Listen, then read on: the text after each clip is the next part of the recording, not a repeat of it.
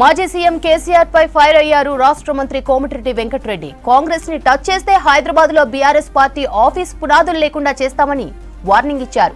తాము తలుచుకుంటే బీఆర్ఎస్ లో 9 మంది ఎమ్మెల్యేలు కూడా మిగలరని హెచ్చరించారు కోమటిరెడ్డి.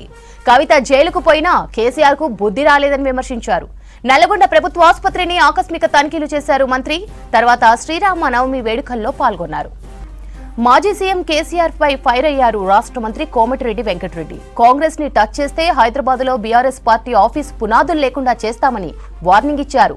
తాము తలుచుకుంటే బీఆర్ఎస్ లో 9 మంది ఎమ్మెల్యేలు కూడా మిగలరని హెచ్చరించారు కోమటిరెడ్డి. కవిత జైలుకు పోయినా కేసీఆర్ కు బుద్ధి రాలేదని విమర్శించారు.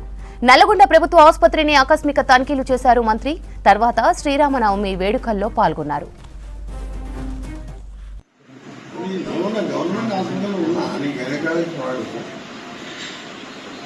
ఏం ఫెసిలిటీస్ లేవు, ఏం లేదు. ముందు 10-15 డెలివరీస్ వీళ్ళకి వచ్చే అటెండెన్స్ పబ్లిక్ అందరూ పెద్దమంది చెప్తారు కదా పేషెంట్ అంటే చూసుకున్నానికి ఏం లేదు. ఎండలు వెళ్తుంది, వాహనం తడుస్తుంది, బయట మొత్తం రోడ్ల మీద వస్తే 100 మంది ఉంది బయట. అయితే ఇప్పుడు అజీజులు చెప్పిన ఇప్పుడు పక్కకు బిల్డింగ్ వస్తుంది కొత్తది. ఆ బ్లాక్ మీద ఇంకా 2 crores సేవింగ్స్ ఉన్నది.